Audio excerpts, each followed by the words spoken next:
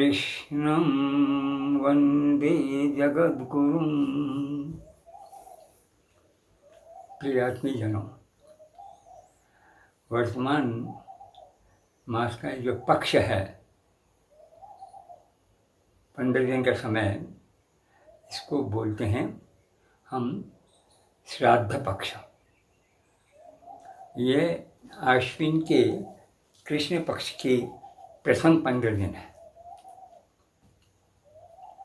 प्रथम 15 दिन तो हम बोल रहे हैं, वस्तुतः आश्विन के ये बाद वाले होने चाहिए, पर एक त्रुटि हम चला आ रहे हैं, चलती रहेगी, उस पर अभी चर्चा नहीं करेंगे। तो पर क्योंकि इसमें केवल आश्विन कृष्ण प्रतिपदा से लेकर अमावस्या तक के 15 दिन ही गिने नहीं गए हैं।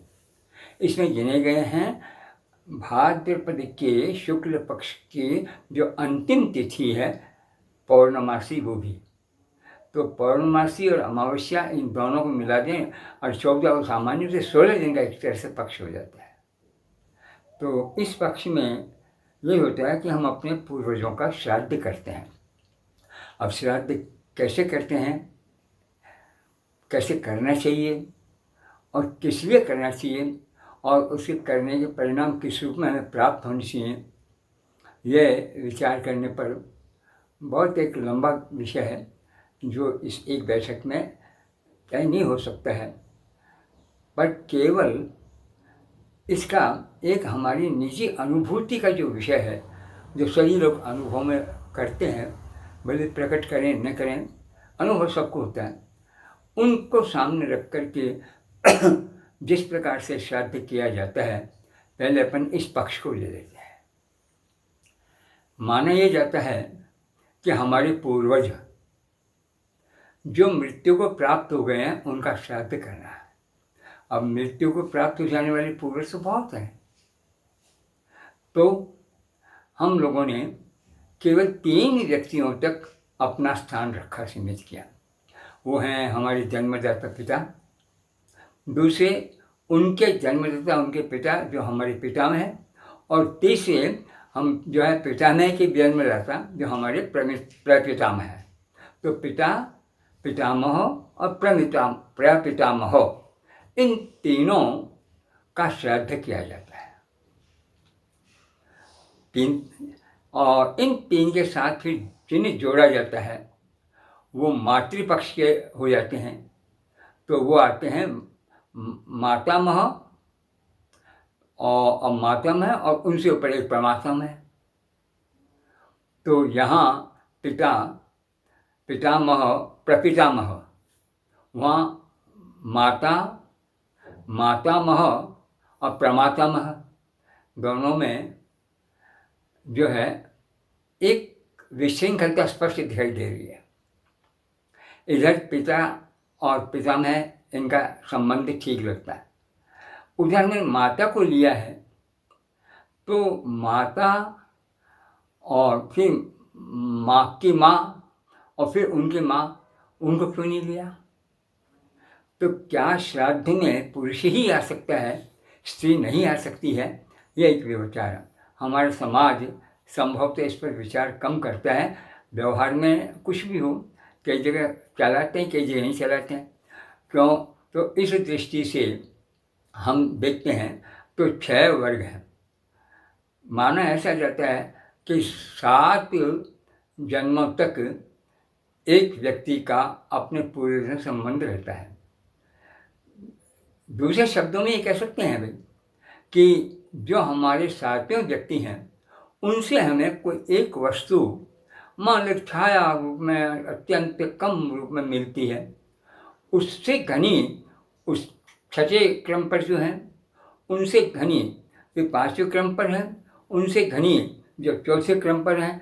इस प्रकार जो कुछ भी बल, जो कुछ भी शक्ति, जो कुछ भी छाया मिलती है, वो एक क्रम से चलते चलते हमारे प्रपितामह में हमसे ज़्यादा मिलती है हमें, और पिता में उससे भी ज़्यादा मिलती है, और अंतिम जो शक्ति मिलनी होती है वो पिता के द्वारा प्राप्त हो जाती है। तो इन 7 पीढ़ियों में भी सर्वाधिक स्थान पिता का यूँ हो जाता है कि पिछले 6 के 6 व्यक्तियों की संपूर्ण सत्ता इस सातवें व्यक्ति को, 5 व्यक्तियों की संपूर्ण सत्ता सातवें व्यक्तियों को मिल रही है। ये हमारे 7 वंश माने लिए गए। तो आज समाज में ही देखा जाता है कि पिता की मृत्यु के दिन श्राद्ध किया जाता है। मृत्यु का मतलब तिथि वाला दिन। यद्यपि आज के ज़माने में बड़ा मुश्किल सा हो गया है कि तिथि भी याद रखना, कब महीना आया आश्विन आदि कब गुजर गया नई पीढ़ी को बिल्कुल ज्ञात नहीं है। और बस केवल हम ये जो हमारे महान नाना प्रकार के जो कार्यक्रम हैं, वो हमारे पर्व हैं, हमारे पूजा के दिन हैं, हमारे उत्सव के दिन हैं, उनके दृष्टि से ज़रूर रह जाता है। बाकी आज 12 महीने हम भारतीयों को क्रमबद्ध रूप में अपने नाम के ध्यान नहीं है। तो ऐसी स्थिति में ये याद रखना, अच्छा व्यक्ति की मृत्यु किसी भी मास में हुई हो, बस क्या कृष्ण पक्ष में हुई हो अथवा शुक्ल पक्ष में हुई हो, उस तिथि को हम याद रख लेंगे, क्योंकि हमें इस प्रकार का श्राद्ध करने के लिए तो केवल कृष्ण पक्ष ही मिला है। इसका मतलब कृष्ण पक्ष का ही पितरों से ज़्यादा संबंध है।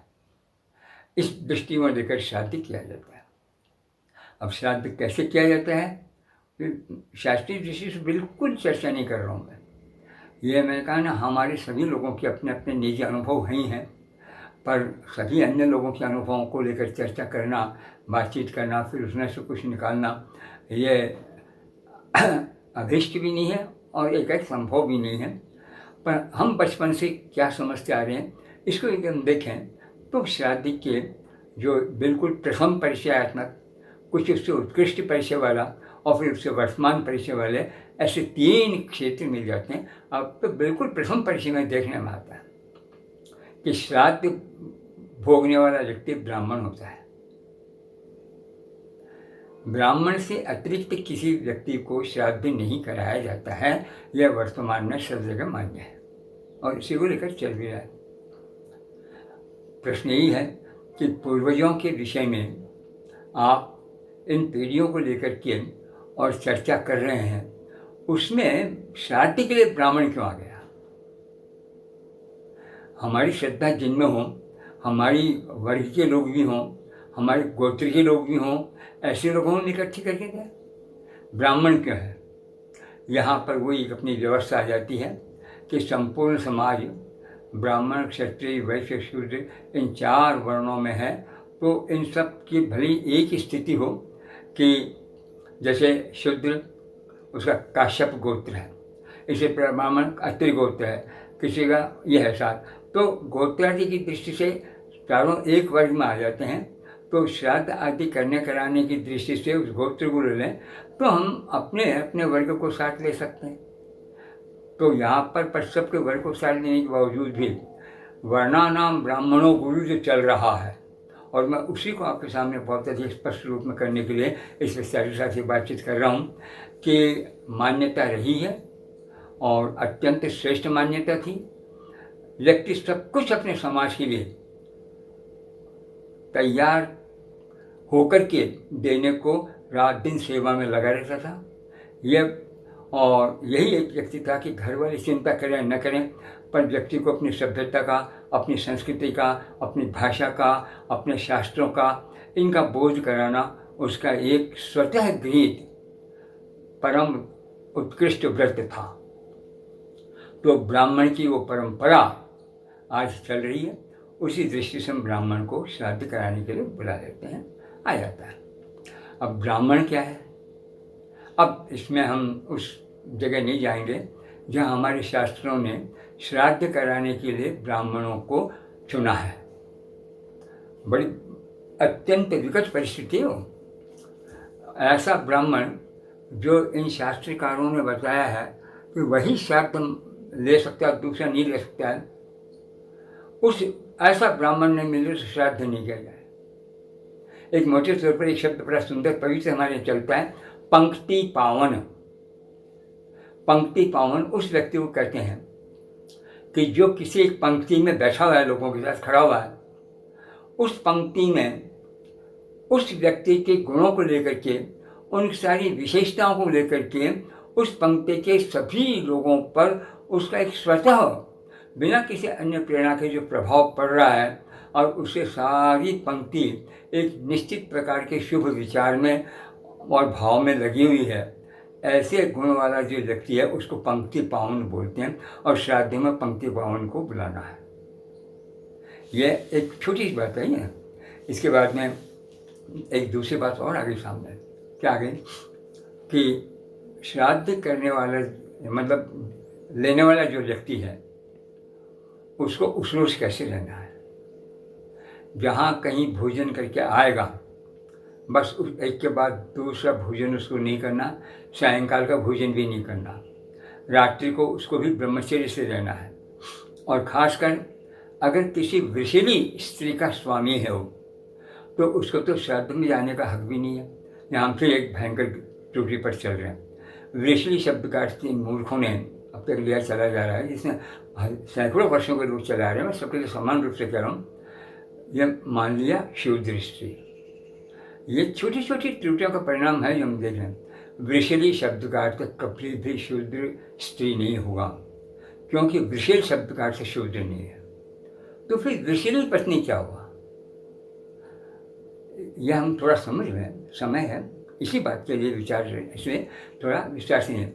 वृषिल अर्थ का शब्द का सीधा अर्थ है वह व्यक्ति जो अपने वृष और धर्म को लात मार चुका हो। लात मार चुका अर्थ मैं लय नहीं कर रहा हूँ, संस्कृत में लय का अर्थ लात मारना नहीं होता, पर वृषल शब्द के वृष और लय को तोड़ने पर जो अर्थ निकालता हुआ है कि जिसने धर्म को लात मार दी हो, धर्म को नष्ट कर दिया, वो वृषल कहलाएगा।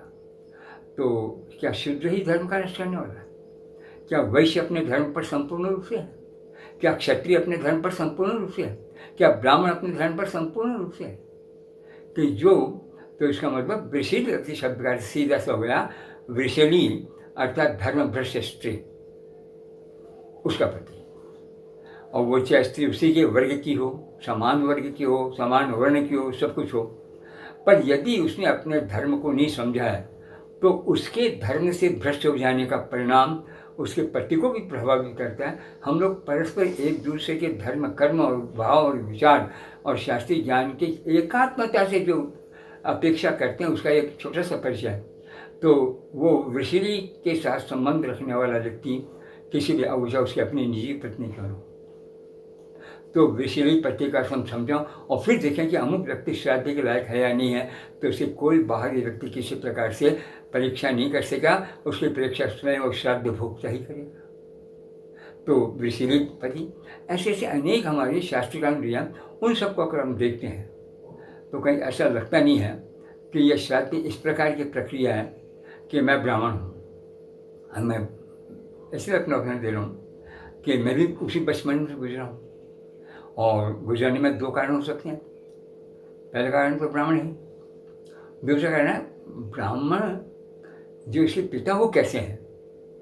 अब मान लो पिता बहुत में लोकप्रिय हैं, अपने सत्य और धर्म की रक्षा कर रहे हैं, किसी प्रकार का कोई कलंक उनके सिर पर नहीं है, सहज दूसरे लोगों का प्रिय हो गया। ऐसे अगर प्रिय व्यक्ति हो किसी को, उसका पुत्र है, तो स्वाभाविक रूप से लोगों की इच्छा होगी भाई ये ब्राह्मण पुत्र, इसको बुलाया जाए। तो ब्राह्मण की आपने एक परिभाषा छोटी सी मैंने जो अपनी दृष्टि से देखी है, और 15 वर्ष तक लगातार इसका अनुभव क्या हुआ, बता रहा हूँ आपको, आप लोगों को ही अनुभव। तो ये कब शुरू हुई, जब लगभग 11-12 वर्ष का हो गया और संस्कृत पढ़ रहा था।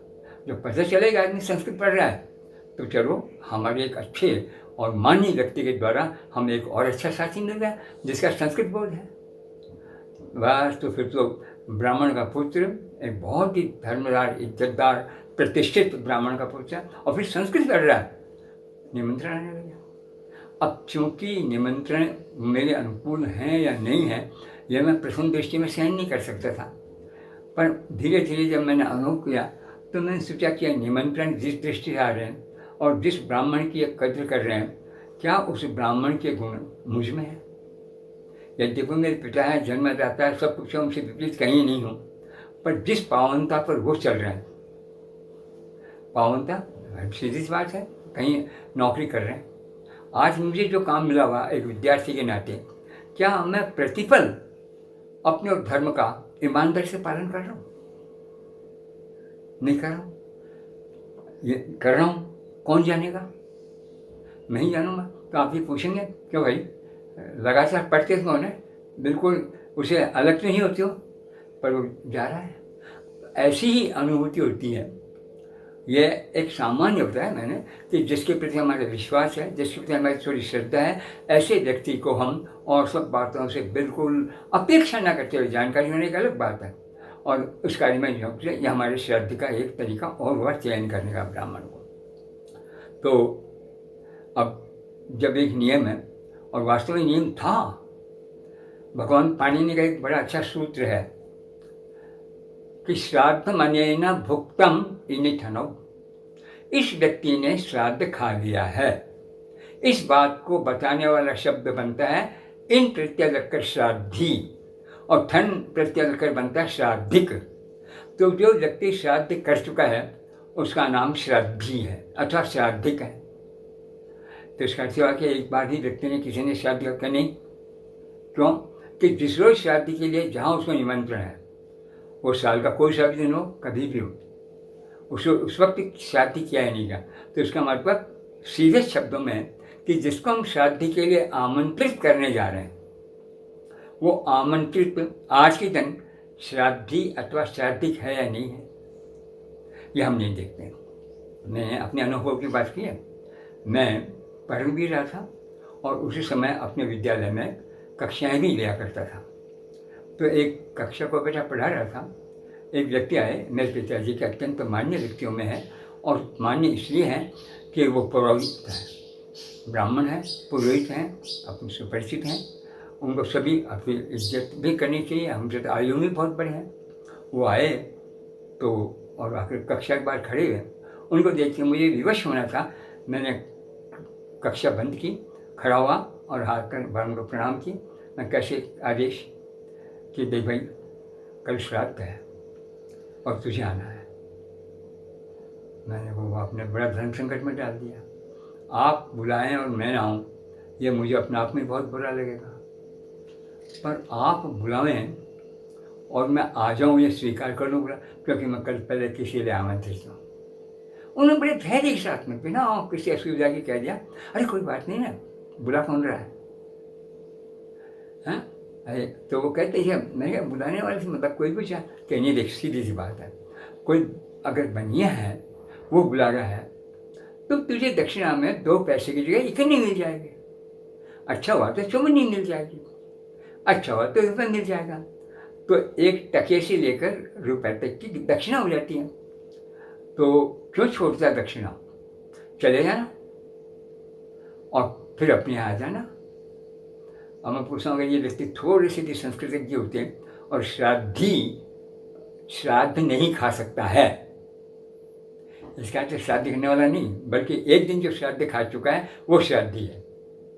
तो कल क्या आज रात को जब घर में भी भोजन नहीं कर सकेगा तो किसी का श्राद्ध जाना संभव नहीं। क्या कभी हमने श्राद्ध इस बिंदु पर विचार किया? तो ये छोटे छोटे बिंदु बहुत जीवन में अनुभव पर आए भी हैं। एक और है, इन्हें शास्त्रीय ग्रंथों में आदेश है, स्पष्ट आदेश है कि श्राद्ध के लिए एक व्यक्ति को आमंत्रित करो, क्योंकि एक व्यक्ति मिलना ही बड़ा कठिन है। अगर हम इसको दृष्टि से लें कि चलो श्राद्ध पक्ष है, ब्राह्मण कम है, बुलाने वाले बहुत ज़्यादा हैं और बड़ा असंतुलन संख्या में हो सकता है, इसलिए इन्होंने इस प्रकार की बातचीत कर दी है। पर आप सोचिए, साल के किसी भी दिन ब्राह्मण बुलावे तो भी उसके साथ शर्तें देंगे कि नहीं खा, तो उससे पूछने जैसा प्रश्न हो न हो, पर आज तो भयंकर प्रश्न है कि वो एक जगह जाएगा या सब जगह जाएगा। कोई नहीं, बस आपको आना है।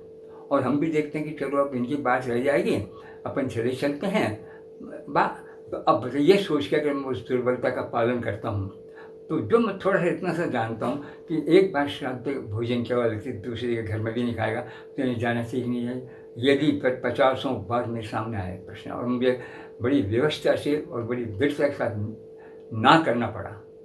जब ऐसे गहन अनुभव तो मेरे दिमाग पर सबसे पहला प्रभाव पड़ा, और मैंने अपने पिताजी से कहा, मैंने कहा पिताजी का इतना ज़बरदस्त अनुग्रह ईश्वर की कृपा से था कि जहाँ भले ही मैं कुछ नहीं, अध्ययन प्रारंभ भी चला है, पर जो कुछ बात मैं इस विषय में कहता वो हमारी गणना उस समय 16 सच में महात्मा जाती है होती थी। तो मैंने कहा पिताजी काफ़ी समय से आपकी आज्ञा का पालन भी हो रहा है, अब मेरी इच्छा है कि मैं नहीं जाऊँ। तो उन्होंने कुछ नहीं पूछा, नहीं बेटा बिल्कुल नहीं, अगर तेरी इच्छा नहीं तो क्यों इच्छा पर जा रहा, वही तो आते हैं, चलो संबंध है अपने लोगों के पुराने, सब पालन है, जा सकते हैं जाए, नहीं जा सकते नहीं जाए। तो मैंने कहा मुश्किल ये हो रहा है। तो कभी कभी एक आध बार श्राद्ध पर चर्चा भी हो गई थी, तो मैंने कहा वो तो है ही, पर मैं दूसरी बातें और कर दूँ। श्राद्ध की आज की जो अनुभूति है वो मुझे बता रही है कि वस्तुतः ये श्राद्ध मुझे तो करने योग्य नहीं लगता। तो मैं आपसे क्षमा चाह रहा हूँ, अनुमति चाह रहा हूँ, मैं आपका और माँ का श्राद्ध नहीं करूँगा। तो बिल्कुल नहीं, अनिवार्य नहीं, क्योंकि श्राद्ध क्या है क्या नहीं है अगर ये समझ में हमारे आ जाता है तो फिर श्राद्ध की प्रक्रिया ही बदल जाती है। तो ये और मैं मानता हूँ कि तू जो कुछ करेगा मेरे रोज़ ही श्राद्ध होगा। मैंने कहा जिनको इतनी भावना पैदा हुई मात्र, जबकि वो उस युग के अनुसार संस्कृत नहीं थे, तो हर आदमी संस्कृत को बड़ी दुर्लभ मान के पढ़ता था। उन्होंने मुझे संस्कृत पढ़ाई, ये बड़ा सौभाग्य रहा मेरा। तो उन्होंने कहा देखो मैं इस विषय में जानना चाहता हूँ, अभी तो फिर अपन चर्चा करेंगे, मुझे कतई नहीं है, तो अगर इसको उचित नहीं समझ बिल्कुल नहीं होगा। और यह हमारे जीवन में आज भी श्राद्ध हो ही रहा है जो तू कर रहा है। तो इस एक बार से मैंने अंदाज़ा लगा लिया कि उनको कुछ सत्य के अनुसंधान की ज़बरदस्त प्रवृत्ति रहती थी, और वो बड़े भाई छोटे भाइयों को न होकर के केवल माँ से इस विषय में मुझसे ही चर्चा करते थे। यहाँ तक कि धीरे धीरे उन्होंने बाहरी व्यक्तियों से भी इस प्रकार की चर्चाएँ समाप्त कर दी थी। तो ये मैं अपनी पहली अनुभूति बता रहा हूँ कि जहाँ पर हम श्राद्ध का उपदेश करने वाले लोग ही और श्राद्ध का पालन न करके एक ऐसी प्रथा जिसका न जीवन का हमें बोध है, न हम उसको जीवित रख पा रहे हैं, हम करते चले जा रहे हैं, उस श्राद्ध का क्या निकला। वो कहते हैं श्राद्ध में एक ब्राह्मण ही मुश्किल से मिला, एक को बुलाओ। वहाँ हम कभी कभी करते हैं, कौन सा बार बार अवसर आते हैं, अभी बच्चे वही छोटे हैं, इनके विवाह शादी का, अरे समाज में इतने लोगों से मिला, आज सैकड़ों को बुलाएंगे और सैकड़ों मित्रों बुला लेते हैं, अपने रिश्तेदार बुला लेते हैं, और मित्र को श्राद्ध नहीं बुलाएंगे, जिससे हमारा कभी काम संभव है उसको हम श्राद्ध में नहीं बुलाएंगे। एक सर्वश्रेष्ठ ज्योतिषी है, सर्वश्रेष्ठ चिकित्सक है, उसको श्राद्ध में नहीं बुलाएंगे।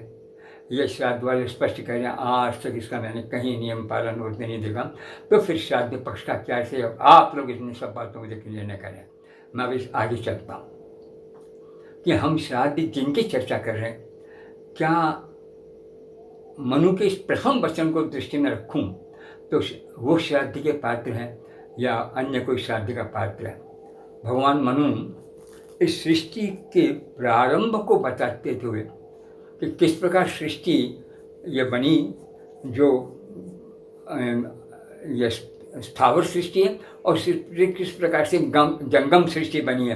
तो जंगम सृष्टि का क्रम बताते हुए कह रहे हैं कि ऋषिभ्य पितरो जाता, पितृभ्यो देवदानवा, देवेभ्यश्च जगत सर्वम चरम स्तास्नु से पूर्व। कि देखिए वो ऋषि हैं जिनसे किनका जन्म हुआ है, पितरों का। ऋषिभ्य पितरो हो जाता, ऋषियों से पितरों का जन्म हुआ। फिर आगे पितृभ्य, उन सब पितरों से देव और दानव इनका जन्म हुआ। पितृवर्ग से देव और दानव का जन्म हुआ। और ये पहला जन्म जाता है ऋषि है, दूसरा जन्म जाता है पितृवर्ग है, तीसरा जन्म जाता है देव वर्ग है। तो देव जो है उससे जितने भी चलनशील हम जैसे और जितने भी एक जगह स्थिर, उन सब की सृष्टि हुई है। तो अब बताइए हम हमारी पितरों के श्राद्ध में इसको लें या इन पितर को कहाँ रखें, जहाँ। और वस्तुतः इसी को मनु ने और भी आगे स्पष्ट कर दिया। कितने स्पष्ट शब्दों का, मनोर हैरण्य गर्भस्य ये मरीच्यादय सुधा, कि भगवान ब्रह्मा के पुत्र मनु, उसके लिए जो मरीचि आदि पुत्र पैदा हुए थे, उन सारे ऋषियों का, सभी का, सर्वेषां तेषां ऋषीणां पुत्रः पितृगणा स्मृता। तो अब हिरण्यगर्भ से भगवान मनु जो मेरे पिता है, उनके जो मरीचि आदि 7 पुत्र पैदा हुए, उन 7 के ऋषियों के जितने भी पुत्र पैदा हुए वो सारे पितृवर्ग में आते हैं। जैसे हम हैं, हम अपने आप को उस परंपरा के आधार पर मानते हैं कि हम कश्यप के वंश में पैदा हुए और कश्यप मरीचि के पुत्र हैं।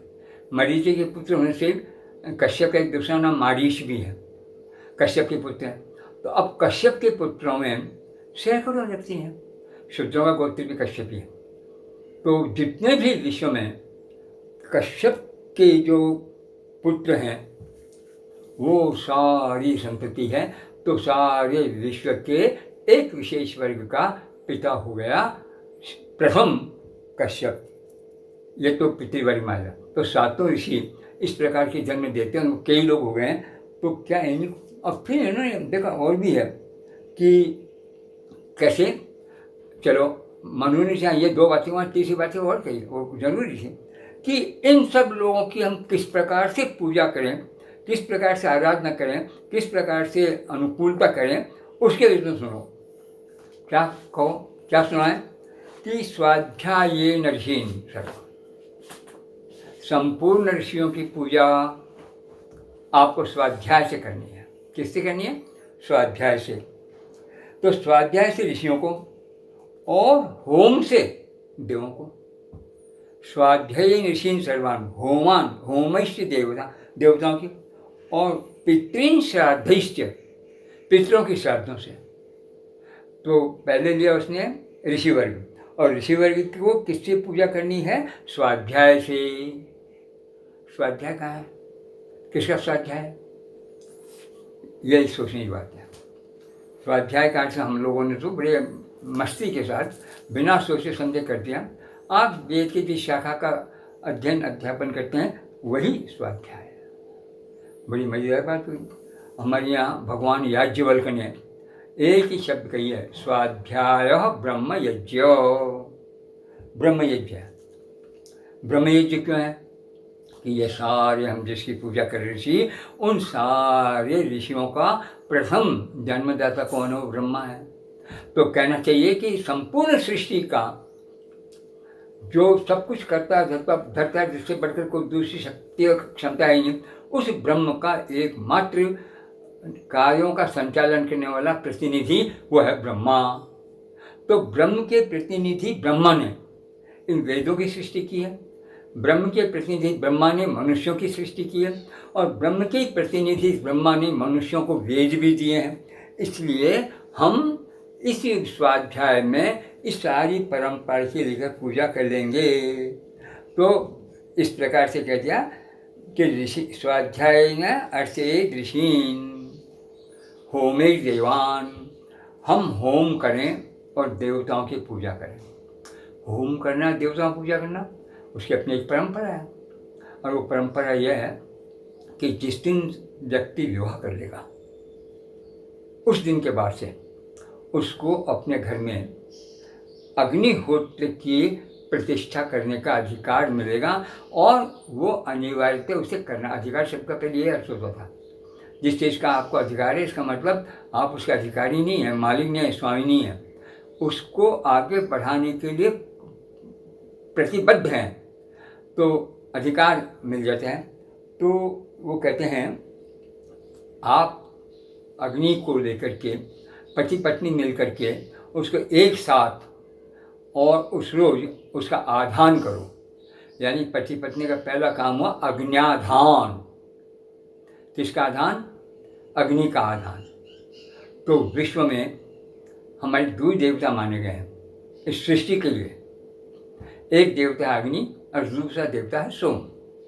और अग्नि में सोम की आहुति, यही विश्व है। तो कितनी बड़ी हमें जिम्मेदारी दी है कि सोम आपको देना है आहुति के लिए, और देना है अग्नि को। तो सोम तो आप में है, इसका मतलब कहीं कहीं से हमें सोम मिला है, सोम आप में है। अब आप जिसको अपने सोम की पात्र मानते हैं, वो साक्षात जो पत्नी है वो अग्नि रूप है। तो पति पत्नी दोनों मिलकर एक साथ उसमें अग्नि की प्रतिष्ठा कर रहे हैं। क्या आज हमारा अग्निहोत्र यही है? अग्निहोत्र ये सौभाग्य की बात है, कुछ लोग करते हैं और हमारे लिए नंदनीय भी है, वंदनीय भी है। हम सब लोग उसमें नहीं लगे हुए हैं प्रक्रिया में, पर अग्निहोत्र करने मात्र से हम सबसे श्रेष्ठ हो गए हैं, ऐसा एक अजीब सा गर्व जो पैदा हो जाता है, ये बड़ी बात है, कतई नहीं बड़ी बात है। बड़ी बात यह क्या होना चाहिए। अरे आपने अग्निहोत्र का मर्म समझा होता तो हम मान लेते हैं। आप स्त्री और पुरुष के अधिकारों को लेकर रोज चर्चा करते रहते हैं। एक छोटा सा वाक्य आपको होता है कि अग्निहोत्र का क्या अर्थ होता है। राम वन में जाना चाह रहे हैं, दशरथ ने आदेश नहीं दिया है पिता ने, पर पिता की उपस्थिति में माँ ने कहा मैं कह रही हूँ ये मेरी बात तुम्हें कहना ही नहीं चाह रहे, अब तुम देख लो। उसने कहा देख लो क्या कहती हो माँ। रामोद्वेर नारी भाष्यति, राम 2 बार एक बात को नहीं दोहराता है। और इसी प्रकार से आपने कहा या पिता ने कहा, आदेश हो गया मेरे लिए, मैं जा रहा हूँ, और विश्वास कीजिए मैं प्रातःकाल निकल जाऊँगा। अब ये बात आकर जब कौशल्या से कहते हैं तो कौशल्या समझाती है कि देखो तुम समझदार हो ना, मुझे बहुत अधिक कहने की आवश्यकता नहीं, इतनी सी बात से समझ लोगे कि तुम्हारे 1000 पिताओं से ज़्यादा अकेला मेरा गौरव है। बोलो स्वीकार करते हो? राम क्यों नहीं स्वीकार करेंगे? उनका माँ है, इसमें कोई बुराई नहीं। तो उसने अगर कहा तू जा, मैं कह रही हूँ तू मत जा, तो उसने कहा माँ आपकी बात मुझे फिर से स्वीकार है, पर थोड़ा सा अगला विचार आप लीजिए। क्या? कि जो व्यक्ति मुझे आदेश दे रहे हैं वो पहले मेरे पिता है, इसके बाद में वो राजा है, और हम जिनके यहाँ संपूर्ण आनंद के साथ, संपूर्ण विकास के साथ रह रहे हैं, उनके आदेश को सबके लिए मानना अनिवार्य नहीं क्या? उनकी प्रतिष्ठा अनिवार्य कहाँ है? तो तुम तो उसमें एक हो। एक तरफ तुम उनकी पत्नी भी हो, दूसरे तुम्हारे पति होने के, तो अन्य लोगों की स्त्रियों की अपेक्षा तुम्हारे ज़्यादा दायित्व था कि तुम्हारी पति की एक ऐसी स्थिति के अंदर उसके साथ साथ राजा का शासन भी प्राप्त हो जाता है। तो जहाँ राजा और पति दोनों एक साथ आ गए, तब कौशल्या देखते अब राम सही के सूर्य बातचीत करना है, तो अंतिम से अपना वाक्य लिया, ठीक है बेटा जाने के लिए मैं भी अपने अग्निहोत्र का पात्र लेकर के साथ चलूँगी। अब आप सोचिए कोई पुरुष बोलता है तो बात समझ में आती, कौन बोल रही है? एक महिला बोल रही है, राम की माता बोल रही है, और वो इतने अच्छे सम्राट चक्रवर्ती उस वक्त की पत्नी है, वो घर से ले जाना चाहिए यही की चीज़ अग्निहोत्र। तो जो स्त्री अग्निहोत्र लेकर के और घर से निकलने के लिए तैयार हो बैठी है, उस वक्त आप सोचते हैं कि उस अग्न्याधान का क्या अर्थ होता था और अग्निहोत्र की स्थापना का क्या मतलब होता था, और उस अग्निहोत्र के नाते हम क्या वस्तुतः सोम को प्राप्त करने लायक किसी अग्नि को प्रसन्न कर सके हैं या नहीं कर सके। अगर अग्नि और सोम के दोनों आराधक एक चित्त हैं तो फिर कहीं न कहीं की कोई बाधा है, और वो बाधा यही है कि फिर हमें पितृवर्ग को ढूंढना पड़ेगा। और आप जानते हैं दशरथ के यहाँ पितृष्ट यज्ञ कराया गया था, पितृष्ट यज्ञ, और वहाँ पर उस साधन के आधार पर जब उस अग्नियों को प्राप्त करने के लिए सोम प्राप्त हो गया और तीनों को दिया गया संतृप्ति हुई। क्या हमने कभी श्राद्ध के साथ इस सोम को जोड़ा है? यह अग्निहोत्र क्या है, इसकी जिस दिन से प्रतिष्ठा हो गई उसी दिन से स्त्री का और उस घर गृहस्थ का जीवन कितना बदल गया है। क्या हम इसको मानते हैं? पत्नी को मारेंगे, कूटेंगे, जला देंगे, भगा देंगे, दूसरे तीसरे चौथे पाँचवें छठे सातवें अपने विवाह करेंगे, कोर्ट में चले जाएंगे, और हम अग्निहोत्री भी हैं, हम जगतगुरु ब्राह्मण भी हैं, और हम श्राद्ध भी करते हैं। ये कहीं कहीं इन सब चीज़ों में एक सामंजस्य होना चाहिए। हमारे समाज में हमारे वेद की सर्वांगीणता को दृष्टि में रख करके छोटी से छोटी वेद की प्रक्रिया के पीछे क्या महत्व है इसको समझने समझाने की चेष्टा ही नहीं की। और खूब ऐसे लोग, आज मुझे भी कभी कोई बड़ी शर्म से आती है कि विश्वविद्यालय के लिए हम वेद के आचार्य को ढूंढते हैं और नियुक्ति के दूसरे दिन बाद ही वो लोग जा करके और पुरोहित पने में अपना समय लगा देते हैं। और पुरोहित पना कैसा, जिसमें मंत्र वो मन में बोलते हैं ओम नमः स्वाहा, दुनिया को सुनाएगा।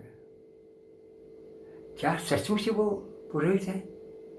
आप जानते पुरोहित हर व्यक्ति के लिए है। हमारा वेद का सबसे पहला मंत्र अग्निमीले पुरोहितम यज्ञस्य देवम मुत्तम यज्ञस्य देवम। मैं अपने इस पुरोहित अग्नि की पूजा कर रहा हूँ। अहम मैं अग्नि को इले पूज रहा हूँ। कैसी अग्नि है कि पुरोहित। अब किसको मानेंगे आप पुरोहित? इस सामने रखिए अग्नि को या इस अग्नि के उस भाव को, पुरोहितम। और फिर कैसी? यज्ञस्य देवम, अग्नि ही यज्ञ का देव है। अगर आपने यज्ञ का सारा प्रावधान कर लिया है और अग्नि स्थापना ही नहीं की, यज्ञ हो गई। ये ऋत्विजम, अग्नि स्वयं भी एक ऋत्विज है। पत्नी अगर अग्नि है और पुरुष सोम है, तो जब पत्नी अग्नि है तो वो अग्नि ऋत्विज के रूप में भी है, यज्ञ की देव भी है। पर आज हम पाणिनि सूत्रों को समझने प्रक्रिया का विषय नहीं है, बाद में भी बताऊंगा। हमने पत्नी शब्द का अर्थ आज तक नहीं समझा समय आने पर। तो इस प्रकार से जब इतना स्पष्ट कहा है तो इन पितरों के लक्षणों को बताते हुए भगवान मनु कहते हैं अक्रोधना। ये जो ऋषियों से पैदा होने वाले जितने पितर हैं वो अक्रोधन हैं। जीवन में जिन्हें क्रोध नहीं आया, और आपसे ऋषि से तो बराबर है। पर जैसे आप लोगों के सामने दुर्वासा का नाम आएगा, एक थरथर आ जाएंगे, जैसे कहीं कोई अनर्थ होने जा रहा, अरे वो ऋषि है। पर ऋषित्व के जो गुण पितरों में है, क्या वो ऋषि के गुण हम इस दुर्वासा के वंश में पाएंगे? जब स्वयं क्रोध के विषयभूत है, समझ नहीं सकता है, बात बात पर भयंकर, कोई व्यक्ति कितना इसका दोष है उसको देखता नहीं है। एक राजा जिस प्रकार उचित है और बहुत सुंदर व्यवस्था अपने राज्य में कर लेता है, जो व्यक्ति मात्र इतना सन और उसको हम ऋषि मानते हैं और भर जाता है अक्रोधना। ऐसे क्रोध युक्त ऋषि की संतान पितर नहीं हो सकते हैं। इसका मतलब पितरों को पैतृक गुण मिल गया है अक्रोधना। शौच परा, दिन रात पवित्रता में लगे रहना। इसी मनु ने आगे जाकर के जहाँ पवित्रता की परिभाषा की है, वहाँ एक बड़ी मजेदार बात करी। सर्वेषामेव शौचानाम अर्थ शौचम परम मतम। आपके संसार में जितने भी शौच है, 20 बार पानी से नहा लो, पर ग्रेशियस खाओ और मंदिर में चले जाओ। क्या वो मंदिर में जाकर खड़े होने लायक है? अरे सोचो कभी, केवल ये इन सब आडम्बरों को बढ़ाते जा रहे हैं और समझते नहीं हैं।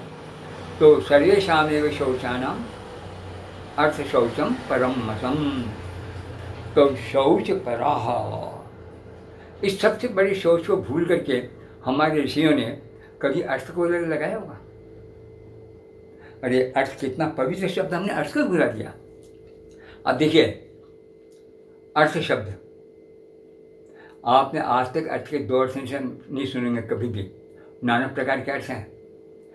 एक अर्थ आयुर्वेद वाले करते हैं, अर्थ का मतलब दिल, हृदय, कहीं कोशों में नहीं है। इस संस्कृत वालों को सोचने से कि हम कोश बना रहे हैं। दूसरा अर्थ का वो कुछ लोगों तक पहुंच गया है, क्योंकि महात्मा चाणक्य ने दिया है, पृथ्वी। आप सोचिए कि आयुर्वेद कह रहा है अर्थ, और इस पर पूरा उनके अध्याय है कि ये जो अर्थ है, अर्थात ये जो हमारा ये हार्ट है, जिसका अर्थ का बना हार्ट, ये हमारा जो हार्ट है, इस हार्ट में कितने कितने नाना प्रकार की चीज़ें हैं, और वो अर्थ की शुद्धि कैसे रहे, पूरा एक विस्तृत अध्याय चरक संहिता में इस पर है। और अर्थ के नाना प्रकार के सारे बातें, और वो एक अर्थ शब्द है। तो उस शौच जैसे और हार्ट जैसे अवयव को दृष्टि में रखकर, और दूसरी हार्ट से भी ऊंची अर्थ वाली शक्ति है, जैसा चाणक्य बता रहे हैं पृथ्वी में। चाणक्य ने अपने अर्थशास्त्र शब्द का अर्थ स्वयं ने किया है। क्या किया है? मनुष्यवती भूमि अर्थ, अर्थात अर्थ उस भूमि का नाम है जहाँ मनुष्य है।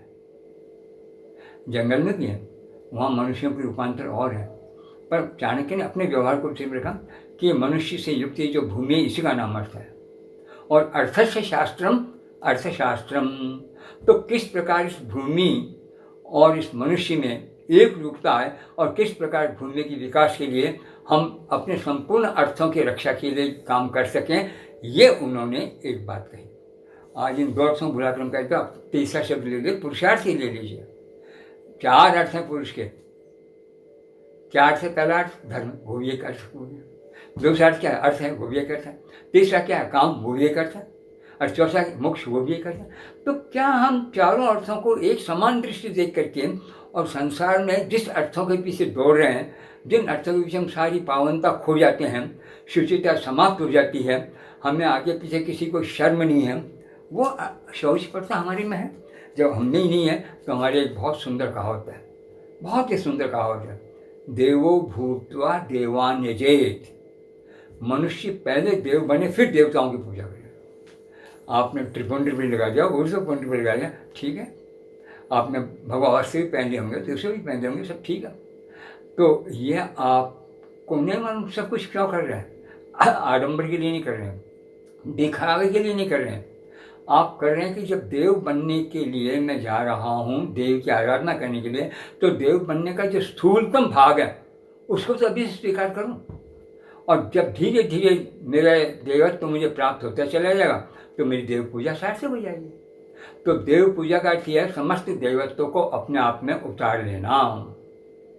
तो वहाँ देव, और ये राम के शब्द हैं इस श्राद्ध में खाए जाने वाले अन्न के विषय में, कि जब भर से पता चलता पिताजी नहीं रहे तो सारी बातें बंद करके, और कि पहला ये समाचार मिलते है उससे कहते आओ लक्ष्मण पिताजी का श्राद्ध कर रहे हैं।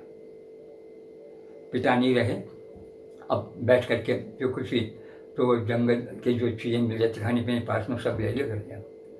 तो अब वो कौशल्या जी सभी देख रही हैं, सबके मन में भयंकर कष्ट हो रहा होगा कि किस भयंकर परिस्थिति में राम क्या करने जा रहा है। तो राम ने वहाँ बड़े प्रबल शब्दों में कहा कि यदन्न पुरुषो भवति तदन्नास्तव तस्य देवता, कि पुरुष का जो अन्न है वही उसके देवताओं का अन्न है। पुरुष का अन्न और देवताओं का अन्न बंद नहीं है। हम खूब दिन रात मदिरा पीते हैं और देवान्न खाने की बात करते हैं। क्या ये देवान्न हो गया? और क्या हम देवो भूत्वा देवम यजेत का पाठ ठीक पढ़ रहे हैं? क्या उस पाठ को उसी के अनुसार चल रहे हैं? तो किसी भी दृष्टि से, किसी भी तरह से आपने शौच पड़ा बहुत बड़ी बात है। अंत में एक और मजेदार बात कही है थोड़ी सी, सततम ब्रह्मचारिण। आप ब्रह्मचारी का जो एक अर्थ करते हैं वो उचित है। क्या है कि पढ़ने के लिए उस आश्रम की कुछ विशेषताओं को अपना करके जो वहाँ भर्ती हो जाता है उसका नाम है ब्रह्मचारी। तो एक तरह से इस अर्थ तक हम सीमित रहते हैं। तो जिस रोज हम पढ़ाई बंद करके आए, हमारा ब्रह्मचर्य तो समाप्त हो गया, हमें ब्रह्मचारी करने की जरूरत ही नहीं। पर फिर भी हम लोगों में ब्रह्मचर्य देखा गया। कहाँ देखा गया? कि पुरुष एक विवाह कर लेता है तो अब विवाह के साथ है क्या ब्रह्मचारी है? अगर विवाह करने के बाद व्यक्ति रहता है और फिर उसके अंदर सततम ब्रह्मचारी न, तो इसका मतलब स्पष्ट मानना पड़ेगा ब्रह्मचारी का कुछ और ही अर्थ है। अगर ब्रह्मचारी का अर्थ समझ लेते तो हम ऋषियों को भी, पितरों को भी, देवताओं को भी, दानवों को भी और उसके द्वारा की सारी सृष्टि के एक एक व्यक्ति को देख करके हम तैयार हो जाता है। पर वर्ष नहीं समझा, वहाँ ब्रह्मचारी में शब्द है वह जो ब्रह्म की चर्या में लगा हुआ है। किसकी चर्या में लगा हुआ? ब्रह्म की चर्या में। अब वहाँ जब बच्चा 5 वर्ष का आश्रम में आता है या 8 वर्ष का आश्रम में आता है, थोड़ा आगे पीछे हो जाता है, आते ही उसका जो गुरु के द्वारा प्रवेश होने पर, दीक्षा होने पर जो काम शुरू हो जाता है वो एक काम रहता है, ब्रह्मचर्य हो। अब आप देखते हैं जो वैवाहिक ब्रह्मचर्य वाली बात करते हैं वहाँ तो अभी बीज भी नहीं कि बेचारा नष्ट होगा। तो ब्रह्मचर्य क्या है? तो कहते हैं बेटा जिस दुनिया में तुम आए हो ये सारा जगत उसी ब्रह्म का एक रूप है और उसी की चर्या करने के लिए तुम यहाँ आए हो। तो अर्थात संपूर्ण विश्व के कण कण में व्याप्त उस ब्रह्म को हम बहुत अच्छी तरह जान जाएं और उसके अनुकूल अपने जीवन की पद्धति को बनाएं, ये शिक्षा लेने के लिए वहाँ ब्रह्मचर्य आश्रम था, पढ़ाई करने के लिए नहीं, केवल पढ़ाई तो एक माध्यम था। तो अब उसी ब्रह्मचर्य को हमने आगे लेकर, तो मैं जो कह रहा हूँ छोटा सा उदाहरण देकर समझा तो अच्छी तरह से कि ब्रह्मचर्य क्या होता है। 2 उदाहरण महाभारत से दूंगा मैं। एक तो यह है कि भगवान भीष्म जैसे व्यक्ति और कृष्ण की स्तुति में एक वाक्य कहता है, बड़ा प्यारा है। यम देवम देवकी देवी वसुदेवात् अधिजनत, कैसे? भौमस्य ब्रह्मणो गुप्ते दीप्तमग्नि निवारणी, जैसे देदीप्यमान अग्नि को एक अरणी जन्म दे देती है। देखो अरणी शब्द द्विवचन में होता है, एक ऊपर की अरणी एक नीचे की अरणी, यहाँ पर अग्नि एक वचन में लिया गया। क्यों? और आगे तो जैसे एक अरणी जो मंथन उसी का हो रहा है, वो एक अग्नि भयंकर दीप्त अग्नियों को जन्म दे देती है। ठीक इसी प्रकार से जिस देवकी ने उस वासुदेव के साथ इस भौम ब्रह्म को जन्म दिया, कृष्ण का नाम दिया गया भौम ब्रह्म। भौमस्य ब्रह्मणः गुप्ति, उसी भौम ब्रह्म की गुप्ति के लिए ये कृष्ण धरती में पैदा हो, उसको मैं प्रणाम कर रहा हूँ। भौम ब्रह्म कहा गया। क्या हमें कोई ध्यान है भौम ब्रह्म क्या है? कृष्ण हम बहुत चर्चा कर लेते हैं, प्यार से बोल लेते हैं, ओ पृथु पहला राजा। अरे पहला राजा पृथु है ये आप जान गए, पहले राजा ने क्या दिया राजत्व के लिए ये कभी कोई नहीं जानता, जानने की चेष्टा ही नहीं करना। वहाँ उसके सारे इसमें महाभारत में अभिषेक के वक्त में जब सब कुछ दीक्षा दी गई तो एक बात की 3 बार प्रतिज्ञा करवा गई है। बोलो क्या? कि मैं सदैव भौम ब्रह्म की रक्षा करूँगा, मैं सदैव भौम ब्रह्म की रक्षा करूँगा, मैं सदैव भौम ब्रह्म की रक्षा करूँगा, तो तब तुम्हारा राजत्व होगा। आज हम इन राजाओं को प्रतिनिधि देखें कि एक दुष्ट भौम ब्रह्म की रक्षा के लिए हैं या एक पार्टी दूसरे पार्टी को इसलिए नष्ट कर दे कि इसका अधिकार खत्म हो जाए, मैं हो जाऊँ। बाप रे बाप, ये अपने आप को भारतीय कहते हैं? क्या भारतीय संस्कृति का परिचय है? क्या ये शब्द जानते हैं? क्या पितरों को जानते हैं? क्या अपने पूर्वजों को तस्दीक करने का इन्होंने कोई व्रत लिया है? पर आज शाम को लंबे लंबे बैठकें होती है, खूब भाषण होते हैं, हमें इनके द्वारा प्रतीत हो जाता है सब कुछ, पर कहीं उन मूल तक नहीं छूने वाले कि जिसने अपने आप के लिए राष्ट्र को समर्पित कर दिया वही भौम ब्रह्म का रक्षक हो सकता है। और वो राम जैसे व्यक्ति हो सकता है जो अपने हृदय का एक टुकड़ा, उसका शक्ति उस सीता को एक ही बात पर बिना विचार के, बिना कोई परवाह किए और त्याग देता है, छोड़ देता है, विसर्जित कर देता है। तो दूसरा आपको ब्रह्मवर का एक उदाहरण और मैं दे दूँ कि ये दुष्ट अश्वत्थामा 18 दिन युद्ध के रात्रि में दोपहर में से मिलता है दुर्योधन से, और जब देखता दुर्योधन की गदा जो है उसके भीम की तोड़ चुकी इसको, और ये इस तरह अर्धभूरी मिश्रा सम पड़ा अकेला, तो तीनों दिन उसके पास जाते हैं। एक तो कृतवर्मा है, एक कृपाचार्य है और एक अश्वत्थामा है। तो जाकर उसी स्थिति पर बड़ी दयनीय कृपा भी होती, सब कुछ होता है, जो कितना बड़ा जबरदस्त व्यक्ति था। तब उसी द्वेषों कह देता है अश्वत्थामा कि नहीं, आज का युद्ध खत्म नहीं हुआ। क्यों? मैं करूँगा, आप मुझे अभी आदेश दीजिए, मैं जा रहा हूँ और सेना में प्रवेश करूँगा, उनके उसमें जाऊँगा जहाँ छावनी है, और रात्रि में सारे लोगों को मार के चलाऊँगा। आप सोचिए कृतवर्मा कौन है? भगवान कृष्ण का ही भाई है। और कृष्ण के ही आदेश से भेजी हुई इस नारायणी सेना का अधिकारी है, साथ जा रहा है। कृपाचार्य गुरु है, पर एक मृत व्यक्ति को, मृतक व्यक्ति को जो मृत्यु के मुंह में जा रहा है, भाषण देते थे। और अश्वत्थामा प्रार्थना कर रहा कि आप दोनों केवल मेरी इतनी सहायता करना कि मेरे द्वार खुले रहें, मैं आगे बढ़ सकूं, और बंद रहें कि आप लोग किसी को बाहर नहीं निकलने दें। और वास्तव में ऐसी रात्रि में जाकर के कौरव सेना के शिविर में जाकर के उसने एक एक व्यक्ति को मार डाला। अरे द्रौपदी के 500 बच्चे इसी कौरव सेना में मारे गए, ऐसे ही एक मारे गए, एक भी व्यक्ति जीवित नहीं रहा प्राण लेने वाला। उस स्थिति के अंदर जब प्रातःकाल वो आता है, सारी बातें दुर्योधन को बता देता है, दुर्योधन का मेरे प्राण निकल जाएंगे। इसलिए ये स्थिति होती है। यही स्थिति दूसरे दिन सुबह जब युद्ध समाप्त हो जाता है, जैसे बुरी दशा होती है, तो आखिर में कृष्ण तो कृष्ण ही है, कहते हैं चलो धृतराष्ट्र को प्रणाम कर लो। अभी वो दुख है, भयंकर सब कुछ है, और अभी प्रणाम करने जाए, और वहाँ जाकर प्रणाम कर ले गए। खैर बातचीत वगैरह सारी हुई, सब कुछ जो भी है। उसी जगह पर आकर इन जो है वो जब गांधारी कहने लगते तुमने सब क्यों मारा, क्यों मारा, क्यों मारा, तब जाकर के और वो बोलते हैं आकर के एक व्यक्ति अर्जुन से कि वो द्रौपदी भोजन नहीं कर रही है। क्यों? कि सारे बच्चों को अश्वत्थामा ने मार डाल, कोई बचा ही नहीं है। अच्छा तो अब चलता है।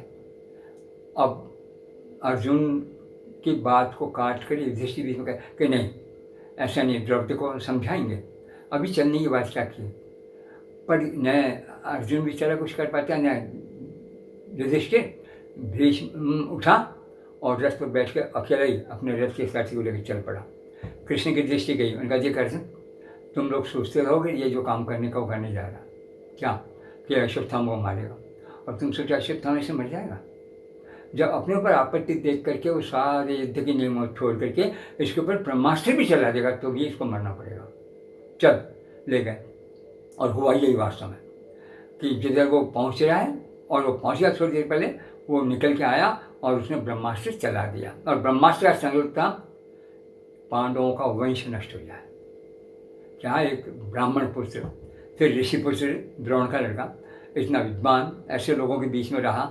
पर हम कहते हैं शौच किसे है, भयंकर से भयंकर विकट परीक्षा की क्षणों में भी जो व्यक्ति अपनी स्थिति से नहीं ले, उसी का लक्षण है धृति, और धृति का नाम है धर्म। तो कर दिया। अब अर्जुन को कृष्ण कहते हैं निकाल दो, और लगा, उसने ही ब्रह्मास्त्र छोड़ दिया। और उसका संपर्क, पहला वाक्य है मेरे गुरु पुत्र का कोई हानि न हो, और ये केवल अस्त्र, उससे अस्त्र से विश्व को कोई हानि न हो। अब ये संकल्प जिसका है, वहाँ सौभाग्य की बात है कि भगवान नारद भी मौजूद थे, व्यास भी आ गए, और आकर जब उन्होंने देखा तो दोनों इन दोनों के बीच में खड़े हो गए, अस्त्रों के बीच में, और कहा कि अर्जुन ये तो नालायक सा था, देखो व्यास जैसे व्यक्ति बोल रहे, तूने क्या काम किया जो ऐसा काम कर दिया। कि दादाजी इसका संकल्प है, आपने सुना, मैंने तो केवल रक्षा की है, और इसकी भी रक्षा चाहिए, और ब्रह्मास्त्र को ब्रह्मास्त्र दबाने के लिए मैंने किया। तो अब व्यास और नारद कुछ बोल नहीं सकते थे, उससे जाकर कहा कि नहीं मैं तो चला सा छोड़े। तो आप कहते हो चला गया, चला गया। हम अर्जुन से कहते हैं वो अपना ब्रह्मास्त्र ले ले, तू भी ले ले।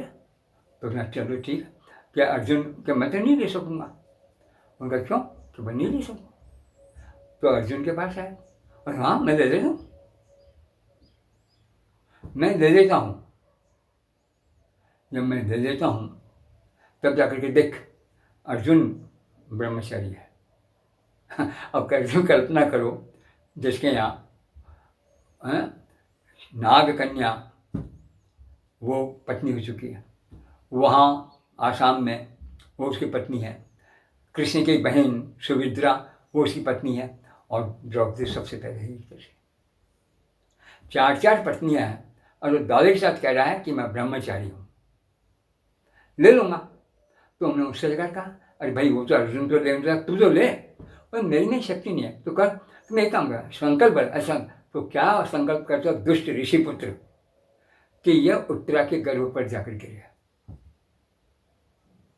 अब आप सोच लीजिए, छोटी सी बात नहीं कि ब्रह्मचर्य किसका नाम है और हम ब्रह्मचर्य आश्रम में क्या शिक्षा लेते हैं।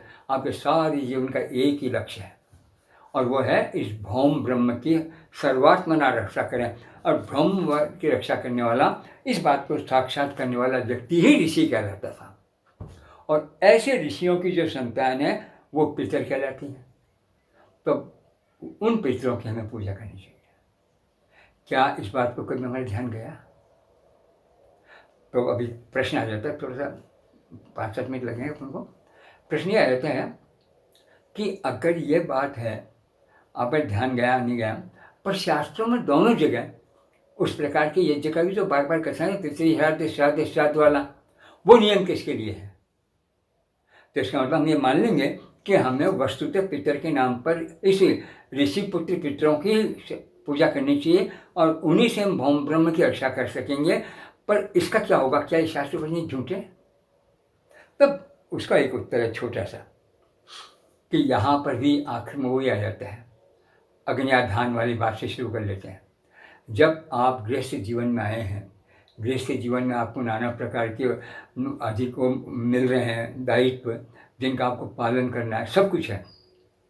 इन सारे अधिकारों को, दायित्वों को लेकर के आप निकल रहे हैं। तो आप बताइए कि जिन अपने सात पूर्वजों की पीढ़ी के मुख्य व्यक्तियों तक चलेंगे, उसका अनुग्रह, उसकी सफलता आपको किस तरह से प्राप्त होगी, ये आपने जाना?